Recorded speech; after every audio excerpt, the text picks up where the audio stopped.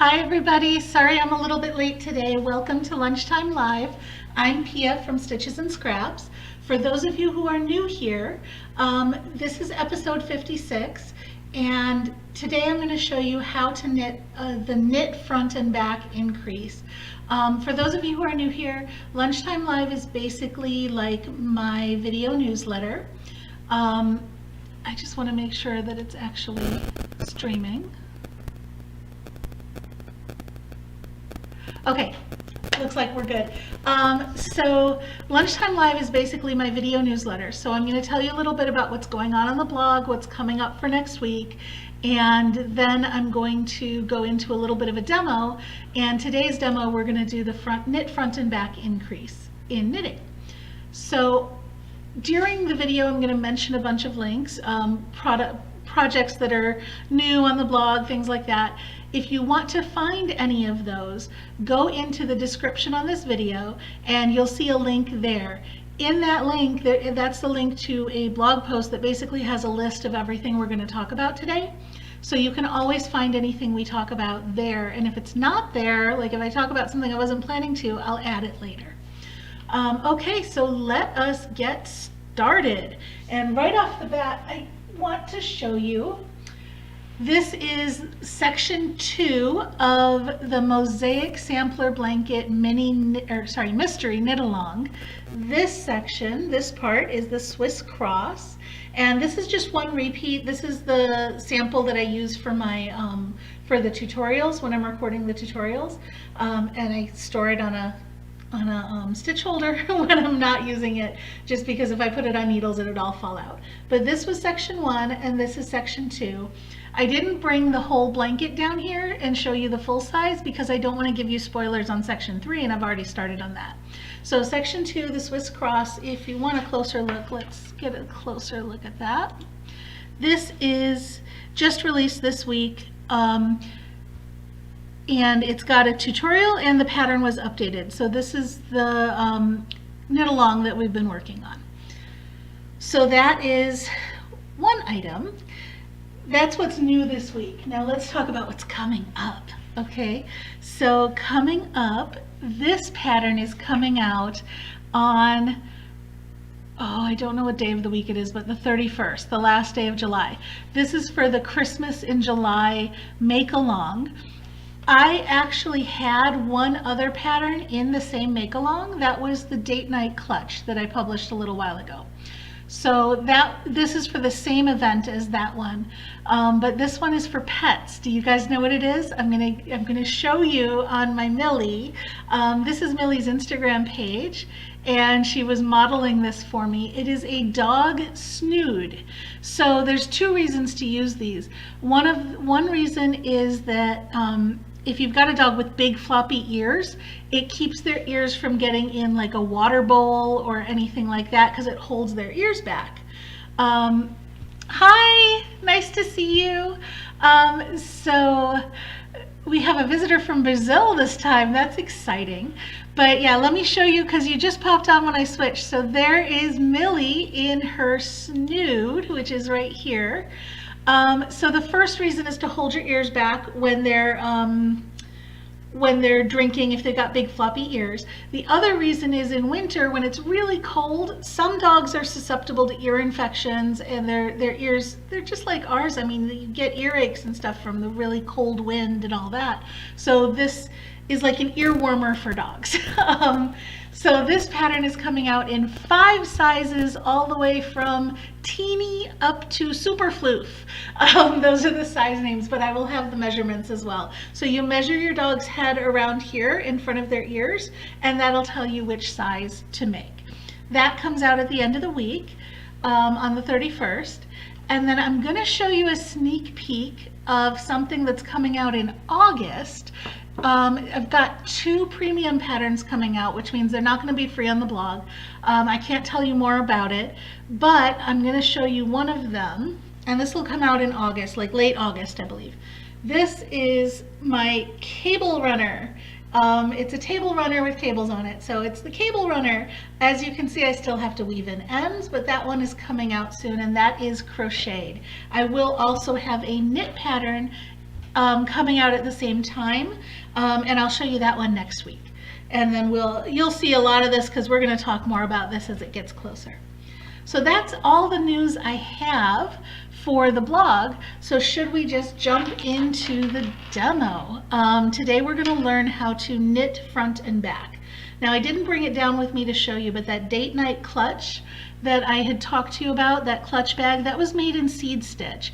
And this is the increase I used for that bag. And I'm going to show you why once we get it done. But let me switch over to here. Okay. So first things first, I'm going to show you how to actually do the increase, and then we're going to talk about ways to use it and the pluses and minuses of it. So I'm just knitting one stitch first, and then on the second stitch I'm going to do my increase, okay? This is the front leg of the stitch right here, where you normally go to knit. I think I want a little more zoom. There we go. Right here where you normally go to knit, that is the front leg of the stitch. Back here is the back leg of the stitch, okay? You see that back leg back there? So a knit front and back is exactly what it says. You first knit the front, okay, just like normal. Now don't throw this stitch off of your needle. You see that back leg hanging out back there? We're going to knit through that as well. So come around and stick your needle just into that back leg, just like that, okay? And we're going to knit that back leg as well. There we go. And that is a knit front and back. One stitch has become two. I'm going to get to the end of the row and show that to you again on the other side because I'm making a little triangle here. There we go. Okay. Now I'll talk to you about why, but I'm not waiting till the second to last stitch to do this. I'm going to do it in the third to last stitch, and I'll explain in a minute. But first I just want to show you how to do it. So we knit through the front leg. Okay, don't remove this from your needle. See that back leg back there? Bring your needle around, go into that back leg, and knit through the back leg. Okay, and now you can throw that off. So let's take a look at what this looks like. This increase has a bad reputation for being ugly. And the reason it has that reputation is because it creates these tiny little bumps everywhere you do an increase. Let me get a pointer here. There we go. Okay, so do you see that little bump from the increase we just made?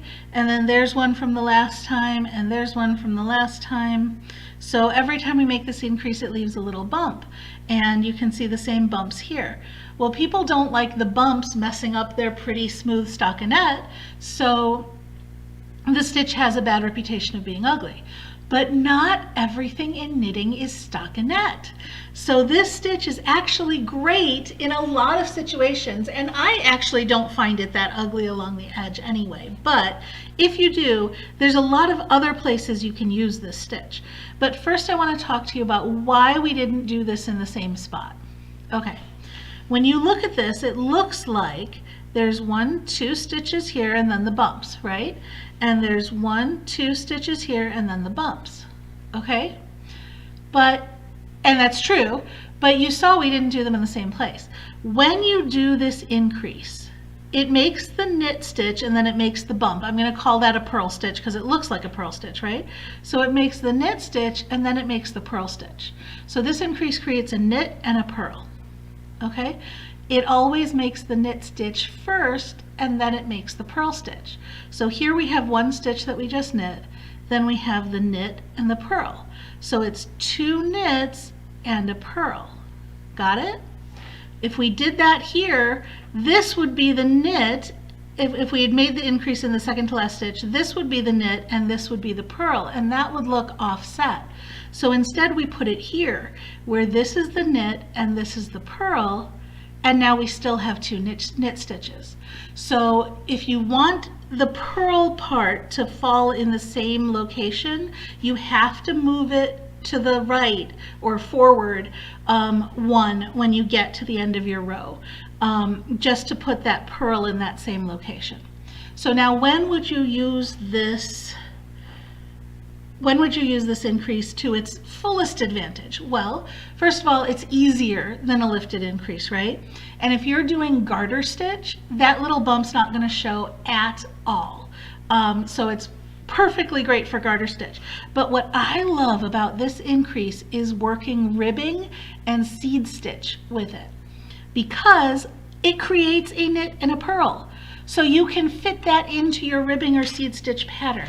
You have to do 2 of them at once, but you can totally fit it in. So on this trip back here, I'm going to work seed stitch just for 1 row so that we have some alternating knits and purls to work into. So I knit, purl, knit, purl. Give me a few seconds to get all the way across. If you have any questions on anything I'm talking about, pop it in the chat. Feel free to interrupt. Don't worry about, derailing me or anything. Just pop your questions in, and I will answer them.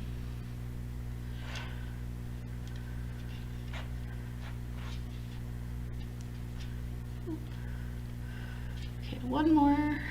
All right, so now coming back, I'm going to do increases again, but this time I'm going to pay attention to my knits and my purls, okay? So on this row, you can see that I have what looks like a purl, because that's what we started with, and then knit, purl, knit, purl, knit, purl. So I want to put increases, let's say I want to put increases here, okay? So I'm going to knit my first stitch, but now wait. If I knit the first stitch, the next stitch has to be a purl. So I can't put an increase there, right? Because I need a knit stitch to start with. So why don't I increase in my very first stitch? So I knit, now I've got 1 knit stitch at the edge, and then I knit through the back loop, which is like a purl. So now I've got 1 stitch, knit stitch at the edge, and 1 purl. Okay, so I'm going knit, purl. Well, the next stitch should be a knit, except the next stitch in our pattern, because we're doing seed stitch, has to be a purl. All right, well, we can fix that, because instead of doing a purl, let's do a knit front and back into this stitch as well. So now our next stitch is a knit. Okay, there's my knit, and then I do the knit in the back, which makes it look like a purl. Okay, and now I've gone knit, purl, knit, purl. So I took those first 2 stitches and I increased both of them in a seed stitch pattern. So this increase is absolutely, and now I'm ready, knit, purl, I'm ready to knit for the next stitch. This increase is absolutely seamless for seed stitch or for ribbing. You just have to alternate where you put the stitches so that it lines up. So let me get to the end, and remember we have to make that adjustment, right? So when you're working this increase, always think about where the knit part of it is going and where the purl part of it is going. So now I want the last stitch to be knit because the first stitch there was knit, which means I want a purl going in here, okay? So I know I'm going to increase this stitch, and then I want a purl going in there, so I'm going to increase in this stitch. So let me get all the way to that. There's my purl, okay? So now, oops, so now I'm increasing not in the first 2 stitches, or sorry, not in the last 2 stitches, but 1 away from that. So 2 stitches right before the last stitch. Okay, so this is a purl stitch, but that's okay because I just did a purl, so my next stitch is supposed to be a knit, which is what it would be there, right? So I'm going to knit, and then I'm also going to knit through the back, which is like a purl. Okay, now my next stitch has to be a purl, but I'm going to increase it because my next stitch going off of this way has to be a knit because I've got knit, purl, right? So knit, and then working through that back leg, knit in the back leg, which is basically a purl. Okay, so now I've done that increase, knit, purl, and I can knit the last stitch. So now let's look, and actually I'm going to do the seed stitch all the way back so you can have a nice clean row, because I want you to see how absolutely seamless this looks on seed stitch, you guys. This is my favorite increase for seed stitch and ribbing, and I like seed stitch, so it gets a lot of use with me. Okay, so on the back, that doesn't look right, so don't get thrown by that. Okay, that is the increase that we did, but it looks like a purl on the back too, so don't get too thrown by that on the back. Just keep your pattern going of knit, purl, and you'll be fine. Almost there. So who do we have watching? Pop in a hello in the chat so that we can see you. I'm using the royal we, aren't I? So that I can see you.